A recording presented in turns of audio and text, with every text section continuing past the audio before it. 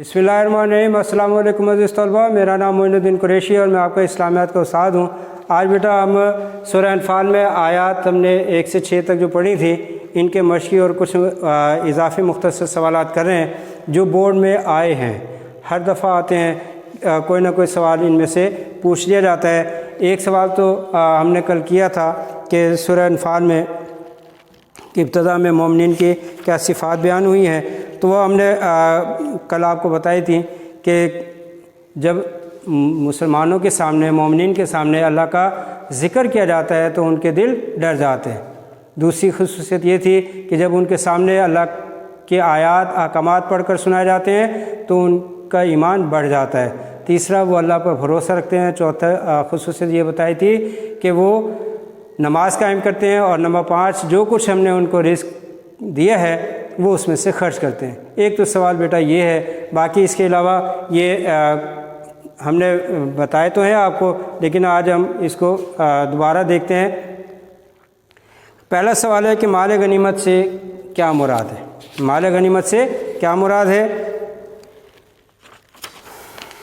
जी बेटा, कल हमने आपको बताया था कि ऐसा माल जो कुफार से लड़कर हासिल हो, यानी कुफार से लड़ाई हो, कुफार शिकस्त खा जाएं, वो भाग जाएं, मैदान जंग छोड़कर चले जाएं, तो जो माल वो पीछे छोड़ जाएंगे वो माल माल गनीमत कहलाएगा।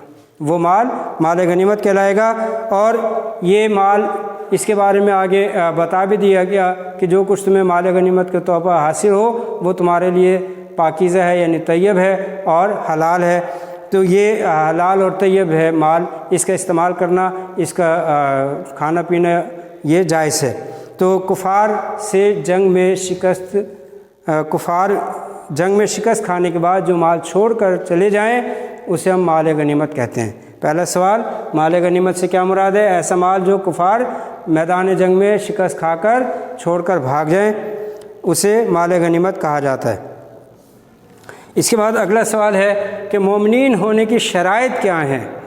मोमिनीन होने की शराइत क्या हैं? जब हम बेटा पहली आयत पढ़ रहे थे तो मैंने उसमें आपको एक सवाल एक्स्ट्रा बताया था कि सबक के इब्तदा में मोमिनीन को क्या हिदायत दी गई है। ये वही सवाल है, लेकिन सवाल का अंदाज़ ज़रा तब्दील हुआ है क्योंकि ये पेपरों में आया है, तो इसी हवाले से मैंने ये सवाल लिखा है। मोमिन होने की शराइत क्या हैं? 3 बताई थी बेटा आपको, 3 बताई थी कि फत्तकुल्लाह, कि आपस में अल्लाह से डरो। दूसरा, व अस्लिहू ज़ात बैनिकुम, आपस के ताल्लुकात दुरुस्त रखो या आपस में सुलह रखे। और तीसरा, व अतिउल्लाह व रसूलहू, अल्लाह और उसके रसूल की अताअत करना। यानी ये 3 शराइत हैं मोमिन होने की कि अल्लाह से डरा जाए, आपस में सुलह रखी जाए, आपस में ताल्लुकात दुरुस्त रखे जाएं और अल्लाह और उसके रसूल की अताअत की जाए। ये 3 शराइत हैं मोमिन होने की। इसके बाद सच्चे मोमिनीन के लिए किस अजर को बयान किया गया है, ये हमने पिछले लेक्चर में आपको बताया था कि उलाइका हुमुल मोमिनून हक्का लहुम दराजातुन इंदा रब्बिहिम व मग़फ़िरतुन व रिज़्क़ुन करीम, के 3 इनामात आपको बताए थे। नंबर 1,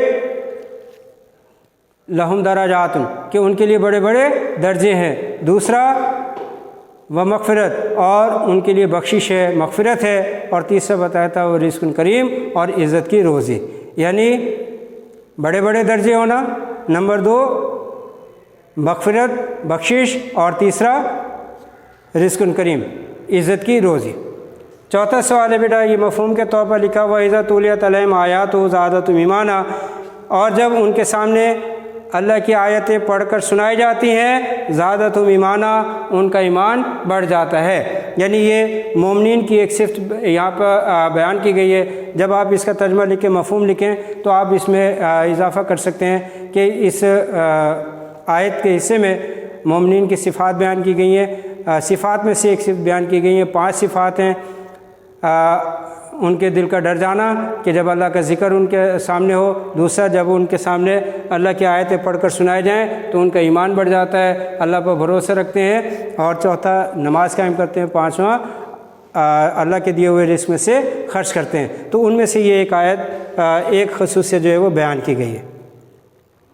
इसके बाद मुजाहिदीन आपसे क्या सवाल करते थे, یہ بالکل پہلی آیت کا حصہ یسألونک عن الانفال کہ مجاہد لوگ آپ صلی اللہ علیہ وسلم سے مال غنیمت کے بارے میں سوال کیا کرتے تھے کہ یہ کس کا مال ہے یا اس کے حقدار کون ہے. تو یہاں پر صرف یہی آئے گا کہ مجاہدین آپ صلی اللہ علیہ وسلم سے مال غنیمت کے بارے میں پوچھا کرتے تھے، سوال کیا کرتے تھے یا دریافت کیا کرتے تھے. تو اس طریقے سے بیٹا یہ سوال آپ نے لکھنا ہے، جوابات ان کے لکھیں، ہمیں واٹس ایپ کریں، اور خاص طور پر جو ہوم ورک ہے اسے ہمیں ضرور بھیجنا ہے. اس کے علاوہ بیٹا یہ 3 سوالات آپ نے ہوم ورک میں لکھنے ہیں. مال غنیمت سے کیا مراد ہے، مومنین ہونے کی کیا شرائط ہیں، اور سچے مومنین کے لیے کس اجر کو بیان کیا گیا ہے. یہ پہلے 3 سوالات جو ہے آپ نے ہوم ورک میں لکھنے ہیں. ہوم ورک ہمیں ضرور سینڈ کریں، اور اگر اس لیکچر میں کوئی بات سمجھ میں نہ آئی ہو تو آپ مجھ سے رابطہ کریں بذریعہ ٹیکسٹ میسیج، کال کے ذریعے یا واٹس ایپ کے ذریعے. السلام علیکم ورحمۃ اللہ.